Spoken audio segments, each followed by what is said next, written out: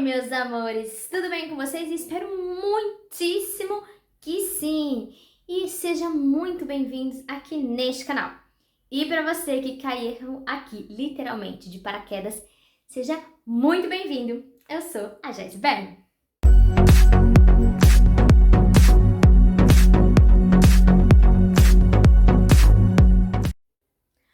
Bom, gente, o que a gente vai falar sobre hoje? Eu tenho uma convidada mega especial brasileira que mora lá no Canadá, a Alessandra Amorim, e ela faz a diálise peritoneal. E nós conversando, trocando umas ideias, eu falei para ela, vamos gravar um vídeo de como que é a saúde, como que é os hospitais, como é que funciona a diálise peritoneal aí no Canadá. Bora para uma conversa muito gostosa. Eu espero que vocês assistam até o fim, tá? Deixe seu like, comenta, compartilha, ative o sininho e não deixa de se inscrever, tá bom? Bora e eu quero que você assista até o final. Bora para o Canadá. Bom, daí estamos aqui com a nossa super convidada especial lá de Vancouver, Canadá. Tô chique aqui no meu canal. Alessandra, a gente já conversou, né? Você já falou que faz a diálise peritoneal. Sim. Conta um pouquinho para nós como que aconteceu a sua situação, né? Chegar no ponto de fazer a peritoneal, a saúde daí do Canadá. Conta um pouquinho para nós sua história. Tá ótimo. Bom, primeiramente, obrigada, né, pelo convite. Sou sua fã, te acompanho tanto por aqui, pelo YouTube, quanto nas outras redes sociais.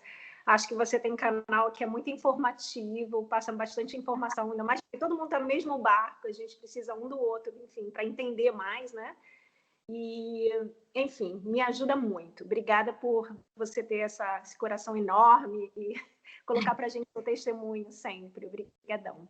Eu que agradeço, porque o canal chegou aí no Canadá, né? Olha que Sim, chique! olha que legal.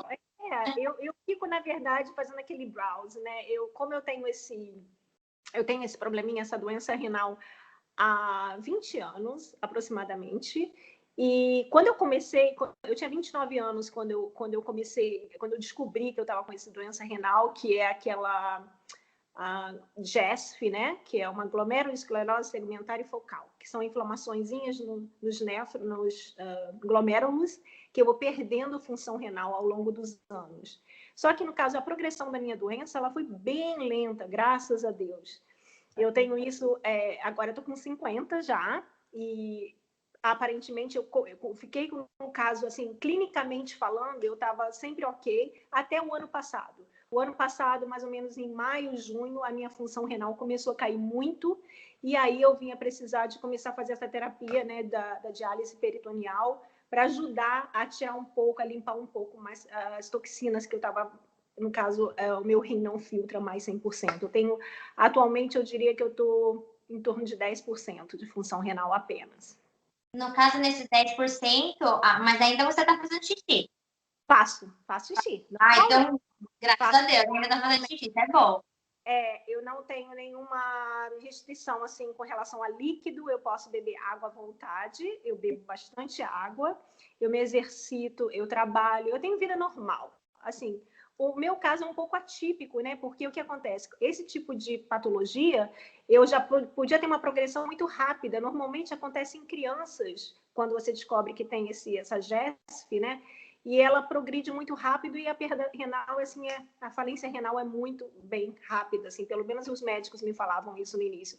E no meu caso, foi bem lento. Então, assim, eu não olhava, assim, tipo, a diálise, nem tão pouco a questão do transplante renal como uma opção, porque eu achava que isso estava tão longe de mim que eu não olhava muito sobre isso. Assim, ultimamente eu tenho visto mais, né? Tô aqui eu te descobri, né? Mas foi assim, quando eu vim para cá, eu estou morando aqui em Vancouver, no Canadá, há 4 anos, fez agora em março, no início de março. E quando eu vim para cá, eu já fazia o acompanhamento clínico, né? Aquele tratamento conservador de almionefro a cada 6 meses, fazer exame de sangue, observar creatinina, potássio, tudo isso. E estava tudo ok. Eu estava, na verdade, naqueles estágios de insuficiência renal, eu devia ser estágio 3 ou 4 quando eu vim para cá. Eu acho que era 3. E o meu médico falou, chegando no Canadá, você só vai ter que fazer procurar um nefro, mas nada assim correndo, porque você tem uma doença que progride muito que lentamente. Então, você não se preocupa em fazer nada rápido. Tem uma adaptação, logicamente, eu estava mudando para um novo país. Eu não conhecia nada do Canadá, então eu vim para estudar, para fazer um mestrado também aqui com a minha família toda, meu marido para trabalhar, meus filhos para colocar na escola. Então, você imagina a adaptação numa nova cidade. Você recém-chegado ainda tem que ver a questão médica. Então, eu fiquei meio relaxada. Eu diria que eu fiquei de boas. Não, porque assim, um outro ponto que é interessante no caso do meu problema renal, da minha doença renal, é que eu não tenho sintoma nenhum, Joyce. Eu não sinto absolutamente nada. Nada, eu não tenho retenção assim, hídrica. Meu corpo assim, nenhum inchaço. Eu nunca tive nenhum inchaço, nunca. Pressão alta é uma coisa que ele começou a alterar de um ano para cá. Eu falo porque quando eu fiz a peritoneal, e olha que daí eu perdi de vez a função. E perdi não fazia mais xixi, não, a pressão vivia alta. E por isso que eu tô perguntando que eu precisava tomar na época remédio de pressão por conta disso. Não, eu não tomava. O único medicamento que quando eu cheguei aqui em 2017, eu estava usando era o Aleato de Enalapril. O Aleato de Enalapril, na verdade, ele age como um paliativo para diminuir a quantidade de proteína que eu perco pela urina, porque esse tipo de patologia que eu tenho, elas escapam as proteínas, eu perco, porque o meu rim filtra, só que eu estou jogando para fora. Então, exatamente. Então, para eu não perder essas proteínas, existe esse remedinho que é um Aleato de Enalapril e que ele vai, no caso, normalizando. Hoje em dia eu perco menos que 1 grama, que é muito pouco, sabe? Assim, às vezes no meu exame de urina dá apenas traços de proteína, porque eu quase não tenho mais proteína. Graças a Deus, com relação a isso, está resolvido. Mas o rim vai se deteriorando ao longo do tempo, porque é uma doença progressiva, né? Então, quando eu cheguei aqui em 2017, eu estava tomando só um Aleato de Enalapril e nada mais. Eu não fazia suplemento de ferro, eu não fazia nada. E aí estava toda ok, né? Comecei a estudar, meus filhos na escola, adaptação para uma nova vida e tudo mais, e foram passando. Eu trouxe o meu medicamento do Brasil, porque como eu estava vindo para cá, eu falei assim, não, vou levar uma quantidade e que eu possa ficar quase 1 ano sem precisar ao médico, porque eu sabia que eu já tinha morado nos Estados Unidos antes, e eu sabia que essa questão de você comprar medicamento não é como no Brasil. Você vai na farmácia, não. Você aqui precisa de uma prescrição médica, ou seja, o médico tem que te dar uma receita, com a receita você vai até a farmácia e eles manipulam lá na hora. Não existe caixinha de remédio. Eles, o laboratório manda uma quantidade X e eles colocam nos vidrinhos com a posologia de acordo com o seu tratamento, entendeu? Um pouco diferente. Entendi. Legal. Então, aí eu vim já preparada, falei, eu vou levar meu Enalapril e trouxe bastante. Só que chegou uma hora que começou eu estava mais ou menos o quê? Eu cheguei em março, mais ou menos em dezembro, eu senti que eu estava acabando o meu Enalapril. Eu devia ter uns 3 ou 4 somente na minha cápsulas lá. E aí eu resolvi marcar com a médica de família, porque aqui você tem uma médica de família também que é diferente do Brasil. Você não vai na clínica. Você pode ir numa clínica normal, mas no meu caso eu procurei uma clínica, mas que eu pudesse, na verdade, encontrar uma médica que vai me acompanhar ao longo do tempo que eu estou aqui. Porque eu tenho um histórico de saúde, porque eu preciso ser acompanhada e tudo mais. Chegando nessa médica, ela me pediu, ela falou, olha, eu contei para ela que eu tinha problema renal, que eu tinha essa glomerulonefrite, que eu perco proteína, blá, blá, blá, que eu uso o Enalapril, e eu só tinha ido, na verdade, a razão para eu estar lá seria puramente só para pegar uma receita médica. Mas aí ela falou, não, Alessandra, a gente vai fazer um exame, eu preciso saber como é que está o seu sangue, eu preciso checar sua proteína, enfim. E pedi um exame de sangue. Foi aí que deu errado. Que ela, quando ela pegou o resultado do exame, ela me ligou imediatamente. Ela falou, olha, eu preciso te encaminhar para um nefro correndo, porque parece que eu pulei do estágio 3 para o 5 de uma falência renal, muito rápido. Enquanto a progressão da minha doença era bem lenta, pelo que o meu médico falava, eu meio que relaxei. Ao longo desses 10 meses que eu fiquei sem ir ao médico, o negócio piorou muito. Eu não sei o que foi. Sei que eu cheguei ao médico, quando eu fui nele, a minha creatinina estava bem mais alta do que quando eu saí do Brasil, até porque eu trouxe para cá todos os meus exames, os últimos que eu fiz com o meu nefro no Rio, e ele viu, ele falou, não sei o que aconteceu, mas é esperado que isso aconteça, porque a patologia é isso, ela progride, né? É uma doença progressiva. E aí ele falou, olha, eu pulei para o estágio 15, no caso 5, e fiquei, na época eu estava diria com 13, 14% de função renal. Meu rim funcionava só 13%, não chegava a 15%, abaixo de 15%, um pouquinho abaixo de 15%. De função renal. E aí ele conversou muito comigo, eu fiquei arrasada, né? Lógico, eu não esperava isso, até porque eu estava num país, eu não tinha família, só tenho, assim, lógico, meus filhos, meu marido, mas eu não tinha mãe, não tinha irmã, não tinha ninguém por perto. E aí a gente conversou sobre algumas saídas, né? No caso de tratamentos para esse tipo de insuficiência renal. Ele me falou sobre transplante como um plano A, e também falou sobre o plano B, que seria uma diálise, né? Ele falou da hemo e falou da peritoneal. E ele falou, posso te dar um conselho? Opta pela peritoneal, é menos invasiva. E se a gente é melhor tratamento, você faz na sua casa, você não precisa ir ao hospital. E aí ele falou, a gente vai deixar isso como um plano B. Eu não vou, assim, você não vai para diálise peritoneal agora, a gente vai acompanhar, eu vou fazer um tratamento com você, a gente, cada mês, na verdade, todo início de mês, eu faço um exame de sangue, ele acompanha, ele vê como é que está a minha creatinina, função renal, tudo, potássio, sódio, magnésio, tudo. E e a gente vai acompanhando. Eu tenho uma equipe médica, que é uma nutricionista, uma enfermeira, esse médico, e essa equipe, e tipo também uma assistente social, que me dá se eu preciso de alguma coisa, ela está sempre ali disposta a me ajudar. Então, essa equipe é o time que me ajuda. Eu tenho contato deles, eu posso entrar em contato com eles se eu tiver alguma dúvida. E na época, em 2018, né, foi já quase chegando em 2018, ele falou, a gente não vai precisar fazer tratamento nenhum, eu vou continuar fazendo o tratamento conservador. Ele só me colocou no suplemento de ferro, porque eu estava começando com uma anemia, provavelmente causada pela... Sim, com certeza. Pois é, os efeitos colaterais, né? Verdade. Fiquei eu tive que tomar suplementos de ferro, vitamina D, porque aqui é muito frio, a gente não tem muito sol, chove muito. Ele falou que a D ia também ajudar um pouco a inflamação, essa inflamação que eu tenho nos meus glomérulos, uma coisa para segurar um pouco mais. Acho que é o PTH também, né? Tem uma interação com a vitamina D. E foi isso. Eu comecei a tomar a vitamina D. E outra coisa que ele colocou, que eu achei formidável, que eu não conhecia aí no Brasil, na verdade, o meu médico nunca usou isso comigo, foi o bicarbonato de sódio. Usei também, eu usei. Eu usei. Na época, meus médicos queriam que eu tomasse colherzinha, um tanto cheia.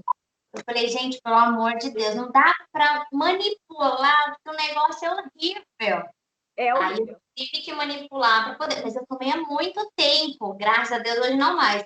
Mas que negócio horrível. Mas eu precisava tomar. E tomava.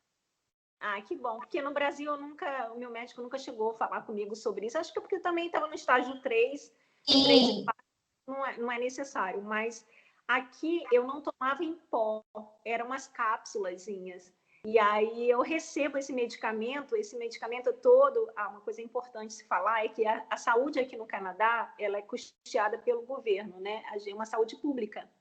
Então funciona muito bem, mas na verdade, eu não pago assistência médica. Isso tudo é custeado pelo governo do Canadá. Então, eu, como residente temporária aqui, eu tenho direito de utilizar o sistema de saúde dele público.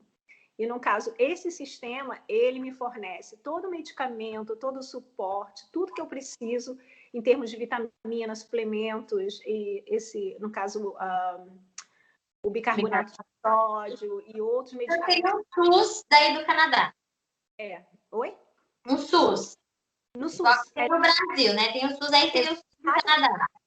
E aí, aqui, como transplantado agora no caso, tem os imunossupressores, porque são remédios que custam 3, 4 mil reais. Por isso que a gente busca na farmácia de alto custo, né? Aí também tem essa farmácia de alto custo.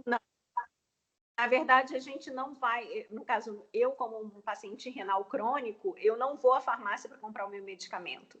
Eu já tenho, na verdade, no governo, eu tenho, na verdade, o meu plano de saúde, que é o MSP, que não é plano de saúde, que é o SUS, ele já me fornece todo esse medicamento, vem na minha casa, eu não preciso nem ir lá buscar. Eu só posso, eu telefono para eles, digamos, quando eu estou para terminar algum medicamento, algum suplemento meu, eu entro em contato com eles e eles vêm à minha casa e me trazem. Eles me perguntam, quer que eu entregue ou prefere vir pegar? Se eu tiver próximo onde eles têm a farmácia, eu vou lá presencialmente. Mas, na maioria das vezes, eu peço para entregar, porque hoje em dia, né, com essa situação toda da pandemia, é melhor ficar quieta. E aí agora você está fazendo a peritoneal, então. Então, isso a gente parou em 2018, né, fazendo acompanhando a parte da cronológica. E em 2018 ele não fez nada, a gente só ficou fazendo esse tratamento médico mesmo. Cada 6 meses ele queria me ver, mas eu estava fazendo o exame de sangue todos os meses, sangue e urina. Eu só não precisava fazer aquele de 24 horas, que eles não pedem aqui, até porque eu já tenho uma doença renal, né? O negócio já está nítido para eles que tá ali o problema. Então, eu só fazia mesmo, era o exame de sangue, de urina, todo início de mês. Eu não preciso, digamos assim, é o meu médico para pegar a minha requisição médica para ir ao laboratório. Não. O sistema aqui de saúde é bem moderno, eles usam muita tecnologia, ou seja, o médico, ele faz um pedido de exame que vai valer por 1 ano, digamos assim. E no laboratório Hoje, você está fazendo diálise peritoneal, né? Isso. Aí, do ano passado, né, ao longo desses anos todos, a minha creatinina estava ok. Com esse tratamento do bicarbonato de sódio e os suplementos, eu acho que melhorou bastante. E ele conseguiu prolongar um pouco mais a minha função renal, o meu médico daqui, o Dr. Schwartz. E aí, com isso, ele falou mais ou menos 2018, a minha irmã veio para cá, porque eu tentei fazer, na verdade, ela tentou me doar o rim, porque ela tem o mesmo sangue que eu, sou O positivo, e ela poderia, no caso, vir para cá, e ela iniciou os testes para me doar do Brasil, tudo estava ok, veio para cá, fizemos os testes aqui, só que na última etapa, infelizmente, ela foi desqualificada e não pôde dar continuidade. Isso foi em 2019, 2018, sei lá. E aí, depois disso, meu marido tentou e também não deu certo, mas 2 amigos tentaram também, porque aqui a gente tem uma campanha, eu acho que é diferente daí do Brasil, né? Qualquer pessoa, amigos, conhecidos, existe uma campanha que a gente pode fazer para, no caso, buscar doadores para a gente. Sim. Existe, eles incentivam, inclusive, a equipe que eu tenho como referência para o meu transplante, que na verdade é uma equipe completamente diferente da que eu faço tratamento convencional, que é com o meu nefro. Eles estão sempre promovendo assim, encontros para, no caso, dar ideias para a gente fazer, tipo, campanhas que eles chamam de outreach, né? Para a gente ir ao público, perguntar, no caso, fazer com amigos, encaminhar por e-mail. Eles têm formatos de cartas que a gente pode usar para a gente buscar, tentar aumentar, né, as chances de você encontrar um doador. Eu acho bem legal. E, bom, e aí 2020, o ano passado, aí que foi quando começou a piorar um pouquinho em termos de função renal. Com todos aqueles suplementos não estavam dando certo, daí ele começou a se preocupar. E em maio, mais ou menos, a gente conversou muito. Eu não queria porque assim como todo mundo, né, a gente vê a diálise peritoneal como um bicho de 7 cabeças, mas não é. Hoje eu vejo que é super tranquilo. E assim, eu tinha uma imagem negativa, mas ao longo desses meses, eu já estou aqui há alguns meses, né? Diria uns 6 meses, 8 meses que eu estou fazendo, e está tudo indo maravilhosamente bem. Então, quando as pessoas vêm perguntar para mim sobre a peritoneal, no caso, eu sempre estou dando um jeitinho de falar, mostrei eu fazendo a máquina, lavando o catéter, porque assim, a maioria dos médicos já coloca a hemodiálise. Nem pergunta para o paciente a opção. Você pode ver que muita gente ainda não sabe o profundo da peritoneal, né? E só que a peritoneal, para mim, nunca foi um bicho de 7 cabeças, porque eu fiz antes dos meus 13 anos de idade. Então, assim, eu fiz por 2 anos e meio, aos 11 anos. Aí, com 13 anos, eu recebi o primeiro transplante. Aí, fiquei transplantada há 15 anos. Aí, nessa perda em 2017, como eu já sabia, já entendia como era peritoneal, eu falei, vou de peritoneal de novo. O médico não vem nem discutir comigo sobre hemodiálise, porque não dá. A princípio da peritoneal, eu fiquei um pouco assim, por quê? Porque no início, quando eu era criança, então você não tem responsabilidade de casa, marido, como mulher. Não tem. Eu era uma criança, né? Hoje, quando eu perdi o rim transplantado, eu falei, meu Deus, eu quase cogitei de fazer a hemodiálise. Por conta de hoje estar casada, aí você pensa, né? No caso, eu pensei, um catéter, o marido, como que fica, né? O ego feminino, você tá deitado do lado do seu esposo com uma máquina.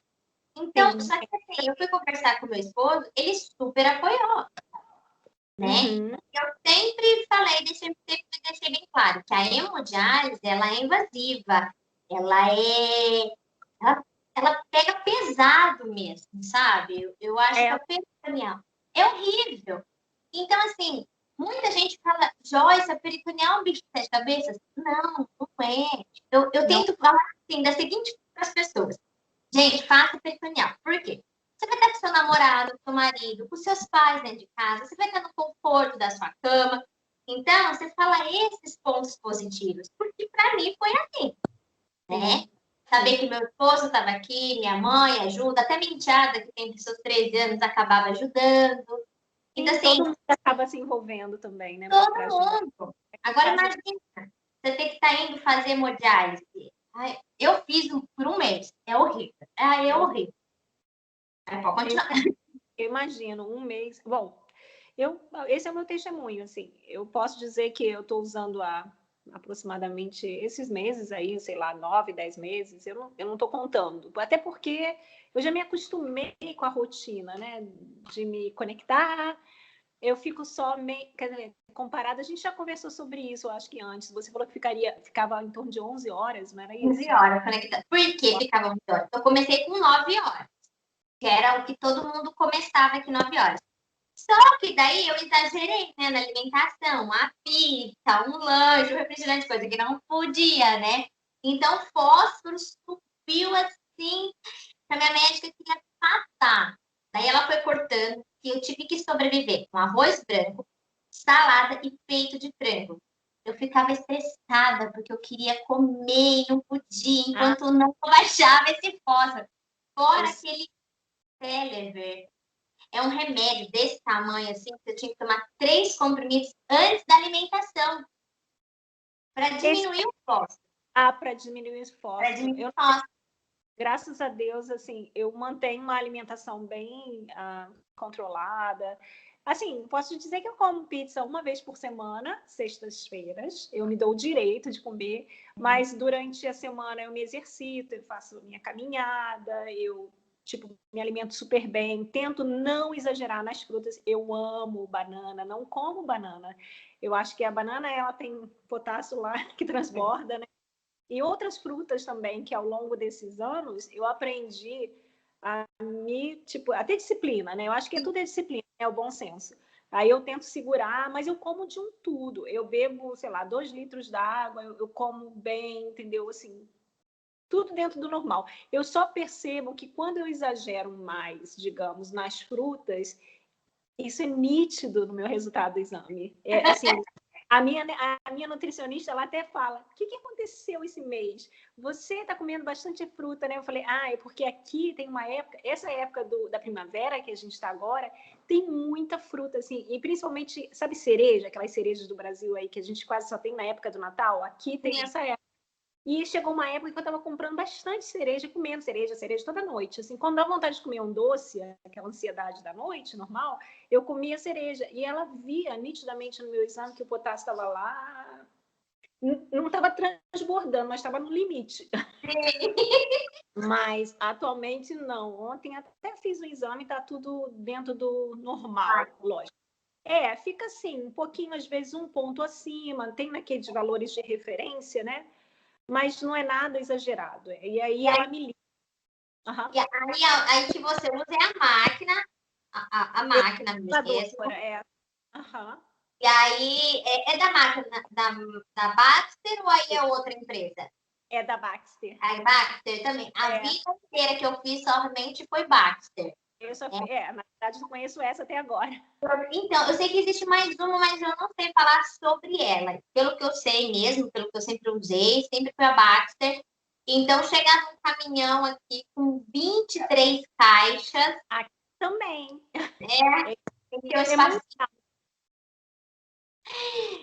Aqui minha casa, eu moro naqueles apartamentos pequenos. Então, tinha o quarto da minha enteada, onde eu tô agora. Então, aquela parede ali vivia de caixa. E aí, eu comecei com a bolsa de 1,5, a de cima, e 2,5 de baixo. Uhum. Só que o meu potássio, eu não tinha problema com potássio, eu tinha problema com fósforo.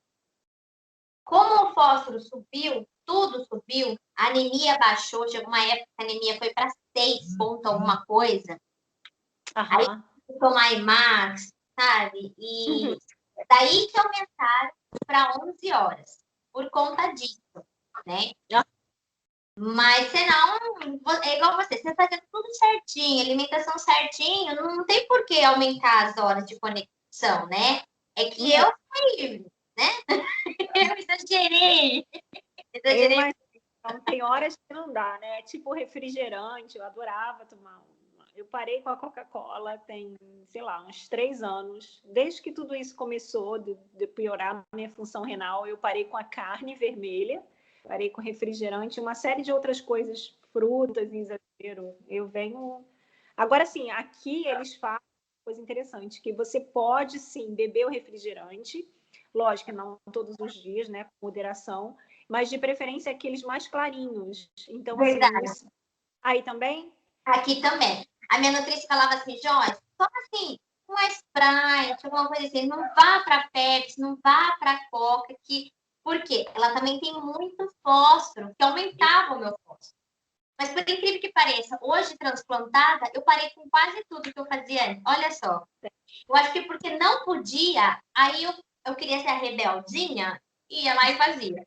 Hoje que pode, em termos, né, tem que manter um equilíbrio, claro, mas eu não ligo mais pelo refrigerante, sabe? Eu não ligo para muita coisa que antes eu precisava, hoje não ligo. Mas é questão de se adaptar depois, né? Uma coisa que eu quero saber é... Você falou para mim um tempinho atrás sobre fazer o transplante. Que aí é muito criterioso, né? Super. Fala um pouquinho para mim. Falo. Enfim, o transplante aqui, no caso, eu como recebedor, né, a pessoa que recebe, eu tenho que passar por uma série de testes iniciais.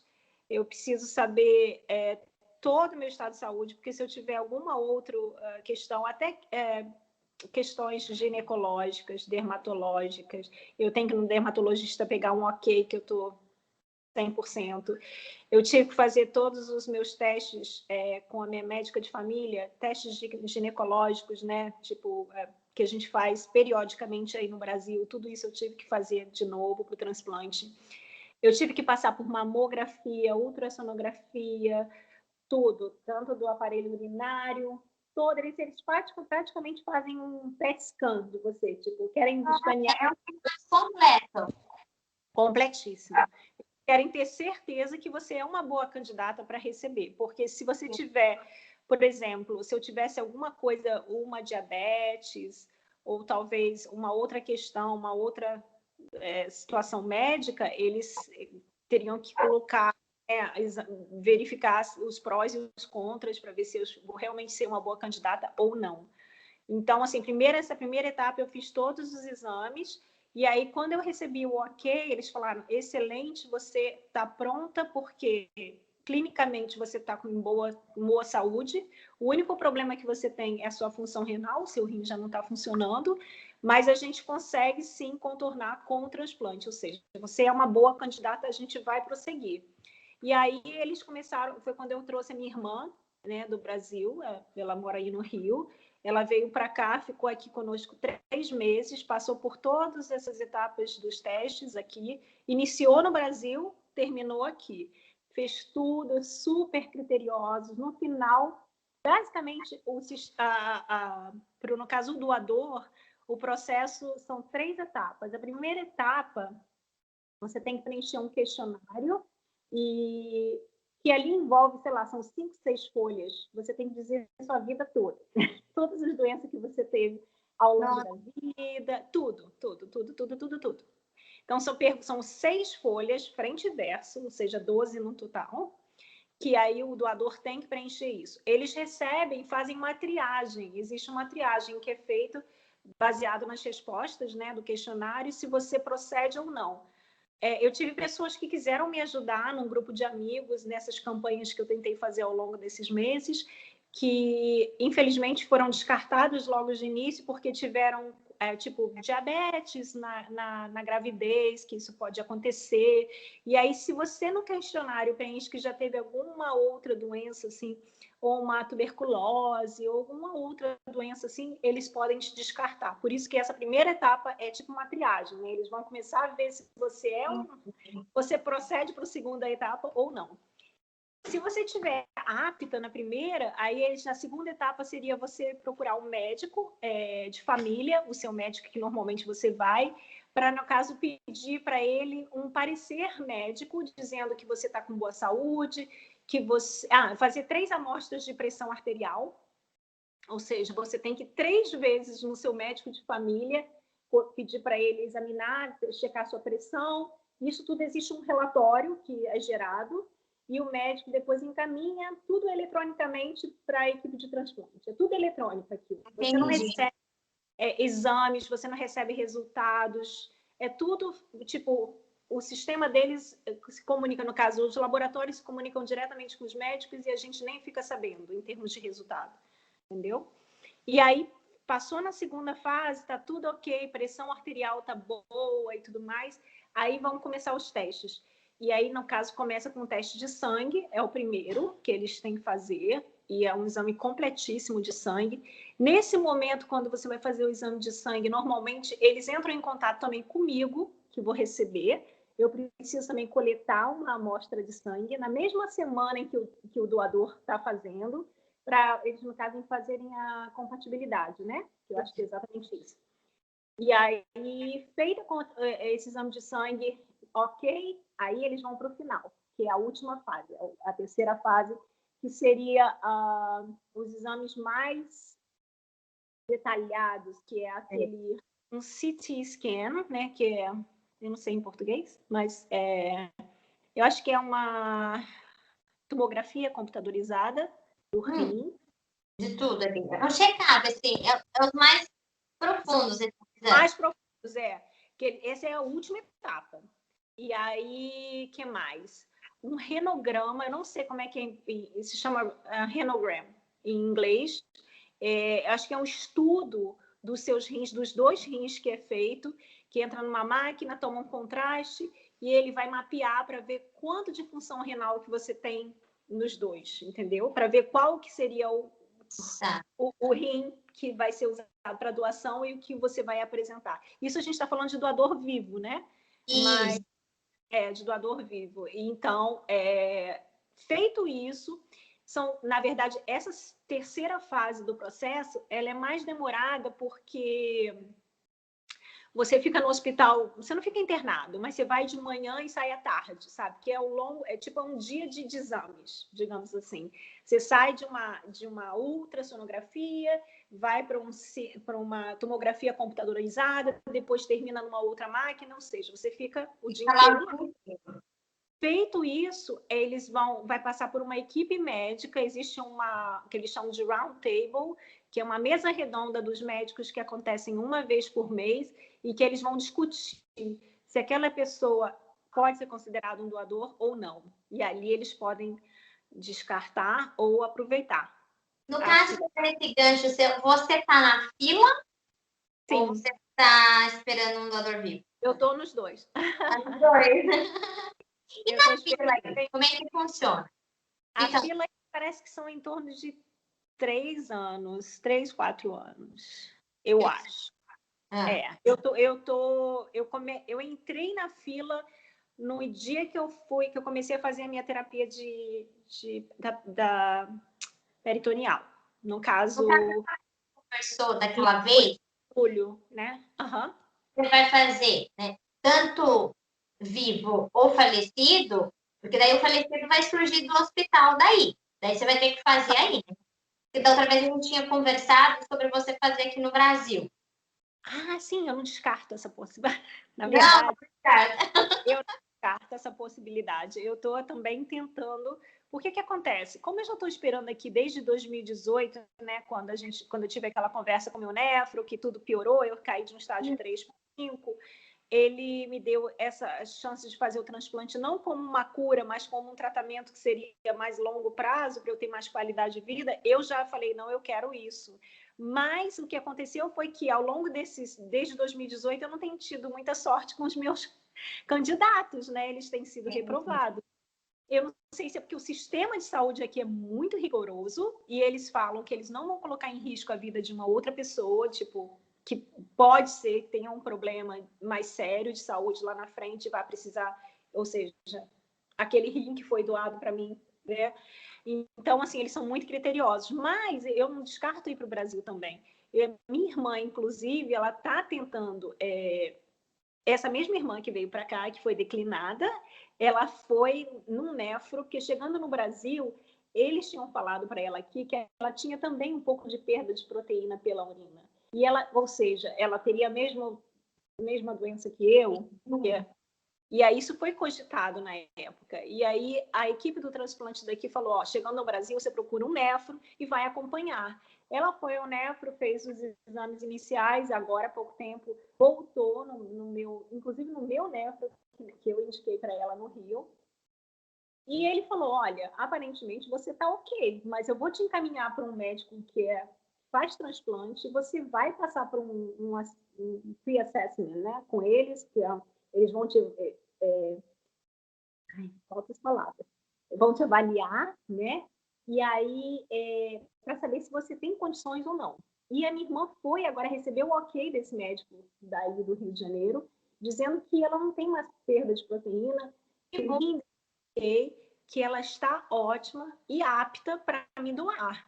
Só que, diante dessa situação atual da pandemia, e no Rio de Janeiro a situação está crítica, ele falou, eu não acho uma boa você vir para cá agora, correndo, no meio dessa pandemia, correr o risco de se infectar, de piorar, visto que você está numa situação muito confortável aí. Você está saudável, você está se mantendo, você... Entendeu? Aí ele falou isso para mim, eu fiquei meio assim, mas eu não descarto, Joyce. Assim, eu fiz o transplante no ano passado, de setembro do ano passado. E assim, a gente já estava na pandemia. Só que assim, não dá para esperar o doador, né? O doador faleceu e aquele rim fica fora de um corpo, não dá, né? Sim. Então, quando a gente está na fila e surge um órgão, é mais depressa que você vai. O do doador vivo é bom porque, né, dá para fazer rápido, mas por conta da pandemia, eu vejo amigos aqui que a mãe é doadora, mas não pode, porque não pode estar indo na clínica, né? Tem que esperar um pouco. Então, assim, Quem hoje está numa fila e surge o rim, já consegue direto, né? Agora, o doador vivo, você está com a pessoa ali do lado, mas por conta da pandemia que tá demorando um pouco. Caso contrário, geralmente é só 3 meses, assim, e vai e faz. Agora uma pergunta para você. Você acha que... Como é que eu faço para me candidatar, ou seja, para entrar para essa fila? Eu sei que no Brasil a fila deve demorar uns 5 anos, assim, né? É bem demorada. Mas se eu já tenho um histórico renal e estou em tratamento, né, fazendo a diálise peritoneal, você acha que tem chances? A fila do transplante do rim, ela tá bem grande. E por conta da pandemia, diminuiu bastante. Isso é fato. E não só transplante de rim, como os transplantes. Até porque quem morre por causa do vírus não pode doar órgão nenhum. Tem essa também, né? Aham. Mas eu tive assim, eu não posso dizer que foi sorte, eu posso dizer assim, com certeza foi Deus, porque eu fiquei na fila 2 anos e 6 meses, 2 anos e 7 meses. E logo apareceu. Então, assim, o meu rim, o primeiro transplante, parou em 2017, novembro de 2017. Quando foi agora em 2020, setembro de 2020, eu fiz um novo transplante. Mas tem muitas daquelas pessoas que estão falando do painel. Você tem que estar boa. Você tem que estar com seus exames bem. Eu conheço pessoas que já fizeram transplante pela primeira vez, perdeu, e já tem 5, 6 anos que está fazendo uma peritoneal. Por quê? Porque está difícil de conseguir o rim. Por quê? Porque às vezes a pessoa está com o painel elevado e não consegue. Entendeu? Então é muito difícil também. Tem pessoas que estão inscritas na fila de transplante e ficam olhando que número que está. Eu nunca olhei, porque, assim, não é muito à risca, né? Quando eu fui fazer esse transplante de agora, menina, eu tava com mais 6 pessoas. Uau! Esse único rim para 6 pessoas. É claro que você torce mais para você do que daquelas outras que você tá lá, porque todo mundo que tá lá quer, né? Então, quando eles te chamam, você não vai só você. Vai você mais 5, você mais 4. É claro, a fila deu uma aumentada, isso com certeza. Né? No entanto, aqui nas redes sociais, como nós que somos renais crônicos, a gente faz campanha a todo momento, doação de órgãos, doação de órgãos. Tem muitas famílias que não estão querendo dizer sim, né? E a gente luta muito por esse sim, igual eu. Uma segunda família me disse sim, estou transplantada aqui hoje. Graças a Deus. Graças a Deus. Então, assim, eu acho assim, eu não sei como que é aí, mas no Hospital do Rim aqui de São Paulo, quando eu fui fazer em setembro, no sábado e no domingo da semana que passou o meu transplante, um sábado fizeram 8 transplantes e no domingo fizeram 9. Uau! Assim, os transplantes Eles estão fazendo, né? Estão fazendo de doador falecido. Porque, igual eu falei para você, não dá para ficar com um órgão fora de um corpo humano, né? Não dá para descartar aquilo ali. Então, assim, eu gosto muito desse hospital, porque ele é feito para isso, para transplante de rim mesmo. Então, entre um país fora ou aqui, ou estado fora, né? Igual tem Mato Grosso, Goiás, aí muita gente vem lá de longe para fazer transplante aqui no Hospital do Rim, porque aqui é bom, né? Agora, aquilo está um pouco grande. Mas vai muito também do teu painel, da situação no qual você se encontra. Quando eles me chamaram, eles fizeram 80 perguntas. 80 perguntas. E meus exames estavam aptos. Então, eu não sei como que estavam aquelas outras 6 pessoas. Mas do mesmo jeito que fizeram exame em mim, fizeram deles, fizeram da pandemia também, né? Como eu nunca tinha pego na época o Covid, então tudo deu certo, né? Então, assim, eu acho que aqui seria melhor o transplante. Eu não sei, por serem muito criterioso, é claro que eles estão certos, a gente não pode pôr em risco a vida de ninguém, né? Mas aqui também estão. Mas como aqui eles estão sempre fazendo mais doador falecido, né? Agora, por conta de doador vivo, tem dado, assim, só uma, né, tá meio lentinho por conta da pandemia. Mas, infelizmente, por conta da pandemia também, deu uma diminuída na doação, infelizmente. Mas, assim, é muito relativo eu falar, né, sobre a fila, porque tá grandinha, tá grandinha. E eu não sei, assim, como startar esse processo, como dar início a esse processo, uma vez que eu estou aqui fora, entendeu? E eu, sinceramente... Então, assim, eu não sei o Rio de Janeiro, que hospital que é bom lá. Eu falo por São Paulo, porque os meus 2 transplantes foram lá, né? Eu passei com os médicos lá. Então, assim, tem, né? Acho que você deveria, assim, ligar tanto para um hospital lá no Rio de Janeiro, ou se quiser pelo hospital do HRIM, que é de São Paulo, né? Ligar, perguntar, porque é difícil aí no seu caso você está fora, né? Eu também não sei os trâmites como é que funciona. Mas eu acho que você não pode descartar possibilidade nenhuma, né? Eu vou tentar, eu vou entrar em contato. Assim, hoje em dia a gente consegue, né, de qualquer lugar do mundo ligar. Isso eu acho que a distância não tem muito hoje em dia, porque a gente acaba ficando perto. Hoje mesmo a gente está aqui conversando ao vivo, né? Mas é verdade, né? No Canadá e eu aqui no Brasil.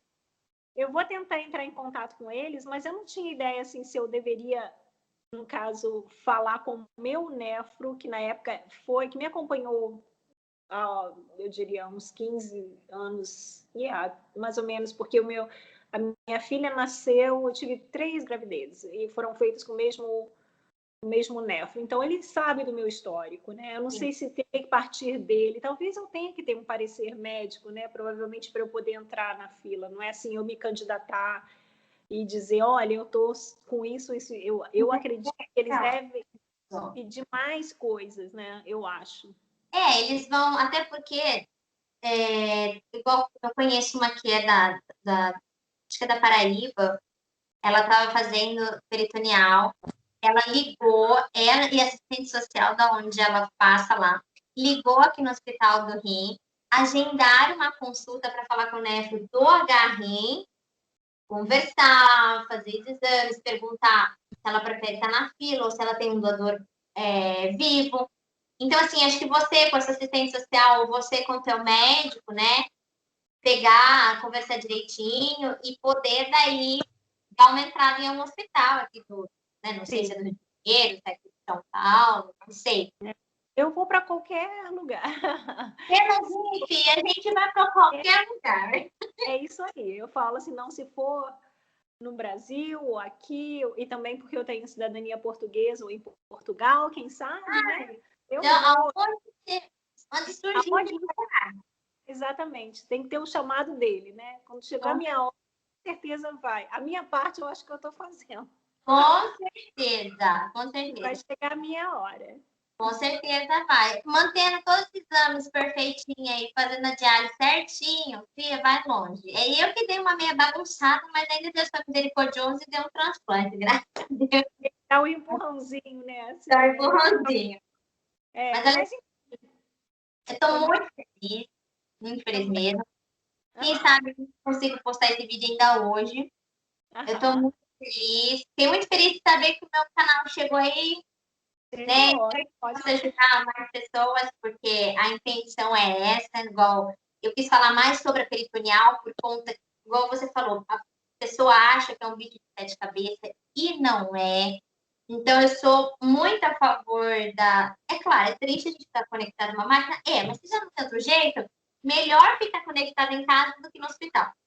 Perfeito, eu concordo.